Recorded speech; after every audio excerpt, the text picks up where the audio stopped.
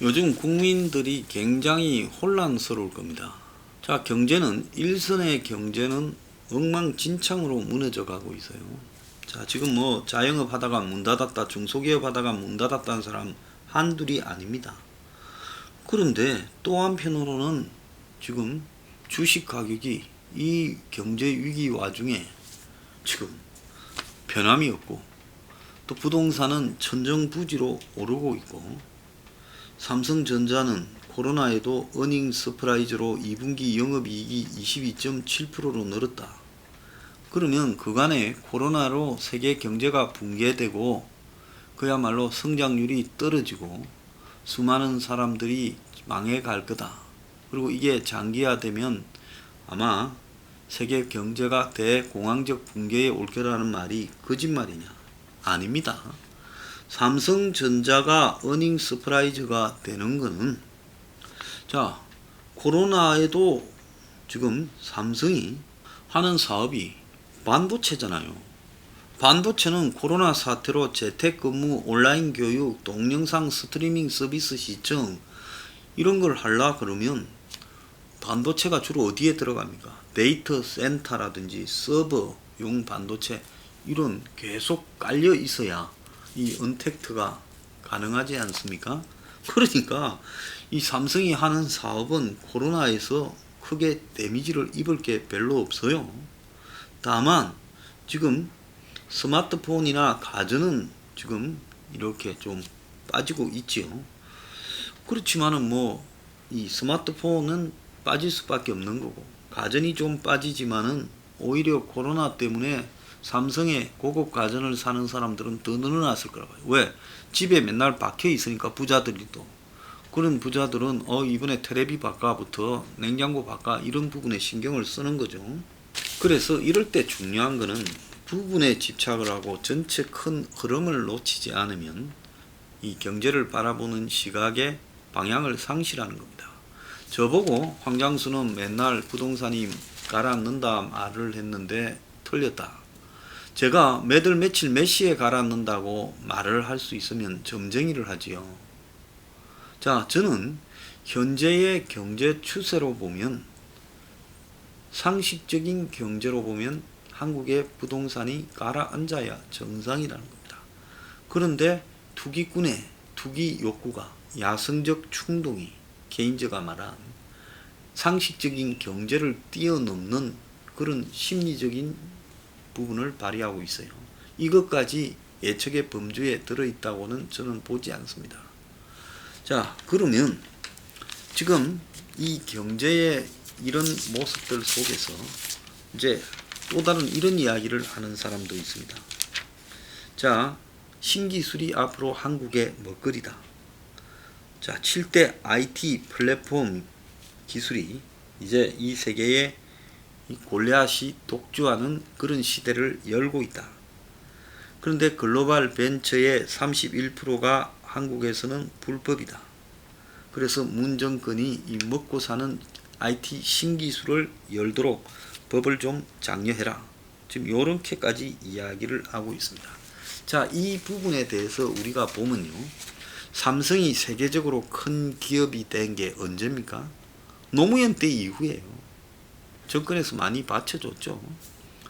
그 전에 삼성은 세계적 대기업이라고 할 정도는 아니었습니다. 일본의 뭐 소니나 히다치나 이런 데 비교해서 삼성이 뛰어나지 못했지요. 근데 노무현 정권 이후부터 삼성이 한 15년 동안에 급속하게 커졌지요.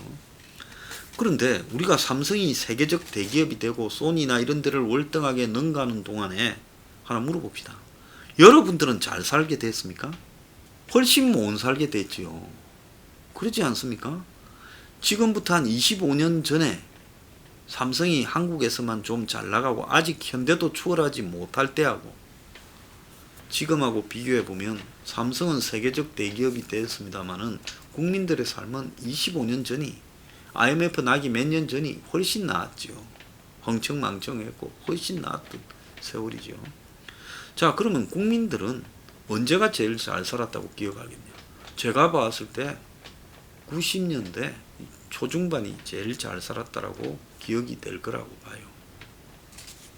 자, 그러면 그 뒤부터 한국 사회는 실질적으로 재산 축적이 불가능해지면서 다들 못 사는 상황으로 추락해오는 시대라고 봅니다. 물론 외견상으로 GDP, 1인당 GDP나 이런 것은 올라가고 또 뭐 스마트폰이 보급되고 인터넷이 보급되면서 세상이 나아진 것처럼 보이지만은 실질적으로 그때가 훨씬 한국 사람들이 직장이 안정적이고 돈을 모아서 저축할 수가 있었고 또 미래를 설계할 수가 있었고 젊은 사람들은 고등학교를 나오든 대학을 나오든 각자 자기 위치에 맞게 직장을 구할 수 있었던 마지막 시기라고 이렇게 본다는 겁니다. 자, 한국은 IMF를 겪고 난 이후에 그야말로 이제 좋았던 옛날 시절이 끝나가면서 직장이 이제 전부 평생 밥을 먹여주는 직장이 아니라 잠깐 다니는 직장이거나 일시적으로 임시직으로 다니는 직장이나 비정규직으로 다니는 직장으로 바뀌기 시작했고 그 이후부터 이제 자영업이나 이런 부분도 열심히 장사해서 돈 모아가지고 그 다음에 노후를 보장받는 게 아니라 위험천만인 사업이 되었고 하는 시대가 열리기 시작한 겁니다. 그래서 흔히 미래를 내다보는 무슨 과학자 또 미래를 내다보는 경제학자 뭐 석학인양 신문 칼럼에 글을 쓰는 이런 사람들이 말하는 미래는 한국의 상위 1%나 1%가 되기 위해 애를 쓰고 그들을 받쳐주는 99%부터 80%까지의 중상층 기득권 집단에는 그게 맞는 이야기입니다. 이런 기술 발전에 따라서 그 사람들 삶도 나아질 수 있죠. 왜? 그런 사람들 상당수가 의사 변호사인데 기술 발전이 되면 의사 변호사한테 찾아가는 사람이 많아질 거 아니에요. 또 바이오 산업도 커질 거고요. 그 다음에 기술 발전이 되면 그런 걸 하는 회사에 속한 정규직 직원들은 연봉이 1억, 2억, 3억은 받을 거 아니에요.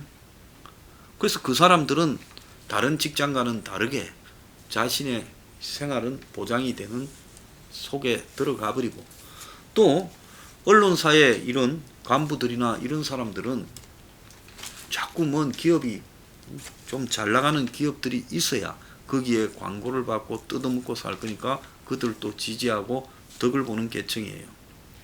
그래서 이런 신기술 IT 4차 산업혁명이 이 한국 사람의 미래를 해결해 줄 것처럼 이야기를 한다는 것은 그건 사기인 겁니다.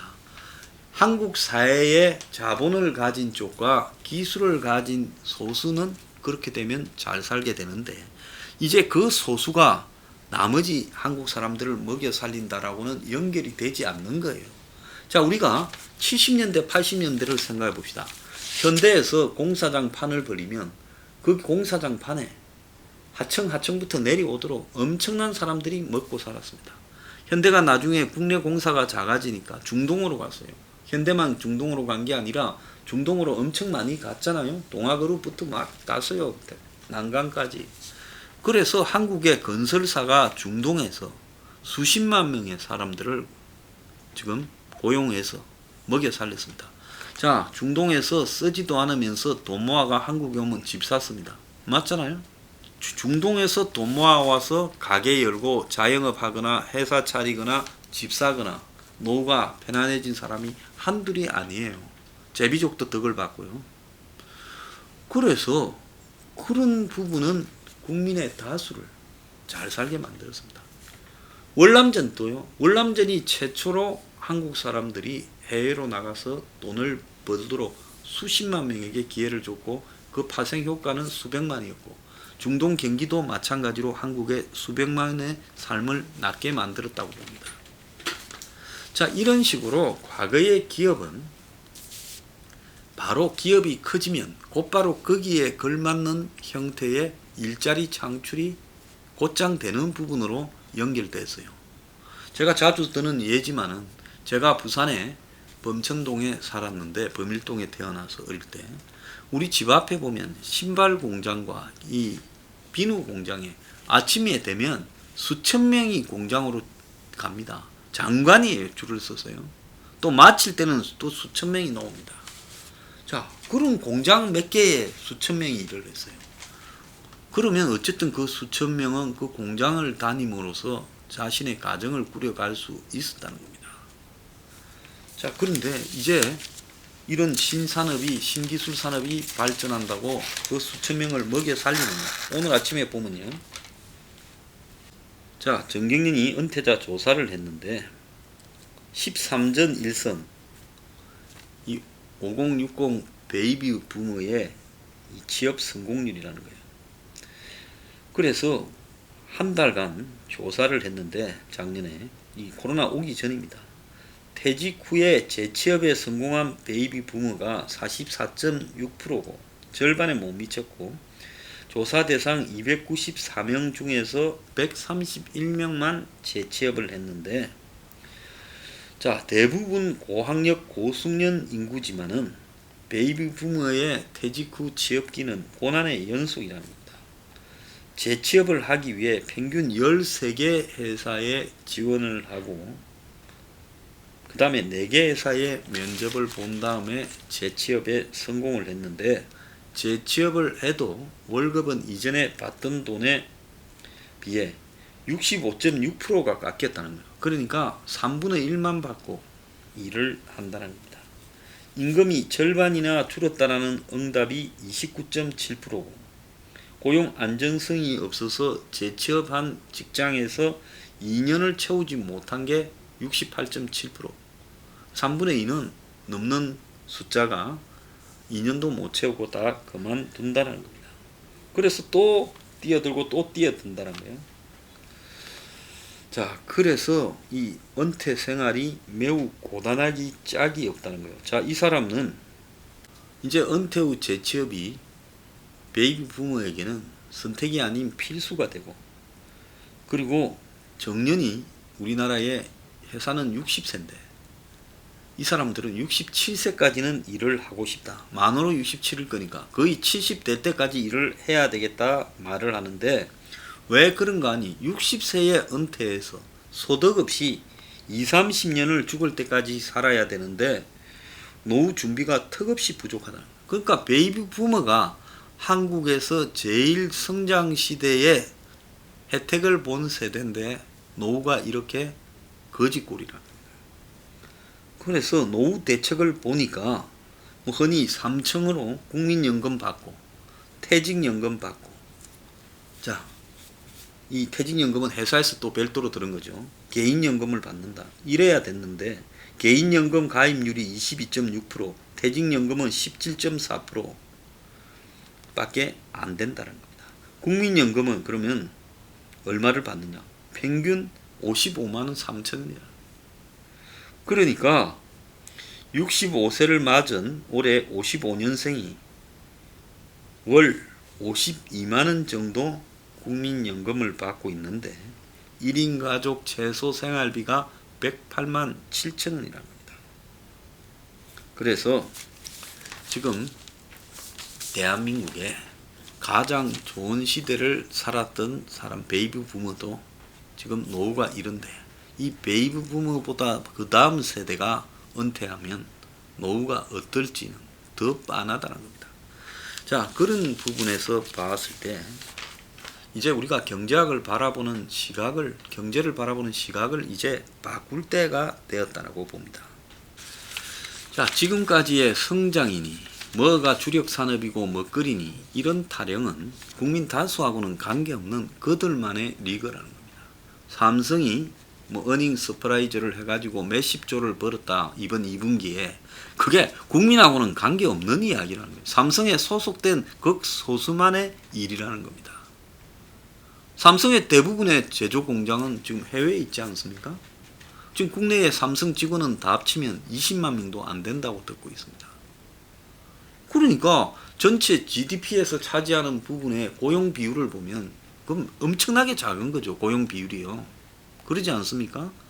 자, 그렇기 때문에 우리가 이제 대기업을 바라보는 시각을 마치 대기업이 전부 우리를 먹여 살릴 것처럼 바라봐서도 안 되고 신기술이 전체 국민들을 먹여 살릴 것처럼 이렇게 이 국민들한테 사기를 쳐도 안 된다는 겁니다.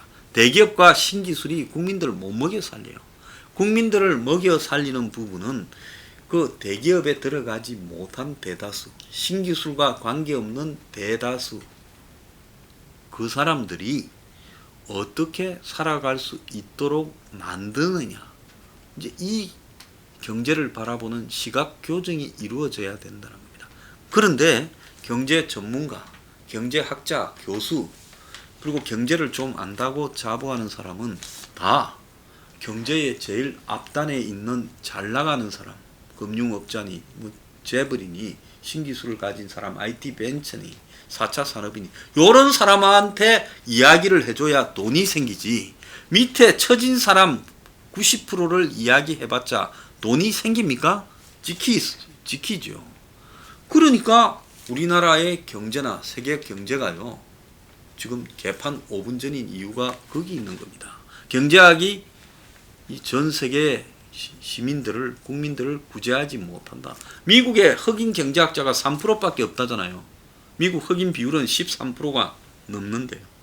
그러니까 미국의 경제학이 흑인을, 백인보다 재산이 10분의 1이 작은 흑인들을 상대로 계산을 하는 경제학은 없다는 겁니다. 없는 사람들이에요. 저임금 노동자로만 치부될 뿐이지요. 자, 그래서 한국도 경제를 바라보는 시각을 이제는 성장 먹거리 이런 헛소리보다 이 공존이라는 부분에서 어떻게 살아가도록 만들 것이냐. 공존 공생의 방침을 두고 국민들을, 개개인을 바라보는 경제학을 이렇게 가져야 된다. 특히 코로나 이후에 경제가 붕괴됩니다. 붕괴된 시대에서는 이 공존 공생이 매우 중요하다. 그래서 경제학의 기본적인 관점을 바꿔야 된다. 저는 그러지 않고는 소수의 잘 나가는 사람을 위한 경제학이나 경제정책은 전체 국민을 불행하게 만들 뿐이라는 겁니다. 자, 그런데도 이 썩은 보수 기득권판에는 정경영식의 자유시장 경제란 황당한 이론만이 지금 번져가고 있고, 무식한 것들이 그런 이야기를 듣고 대중들을 설파하고 저 같은 사람을 좌파라고 이야기합니다. 내가 뭔 돈이 안 되는 그야말로 뒤처진 90%를 위해서 이런 좌파 경제학을 광의하고 있겠어요? 사람은 누구나 다 돈 되는 일에 나서기를 좋아합니다. 저는 이 나라가 유지가 될 수 없는 상태로 가기 때문에 유지를 시키자는 입장에서 이런 이야기를 하는 겁니다.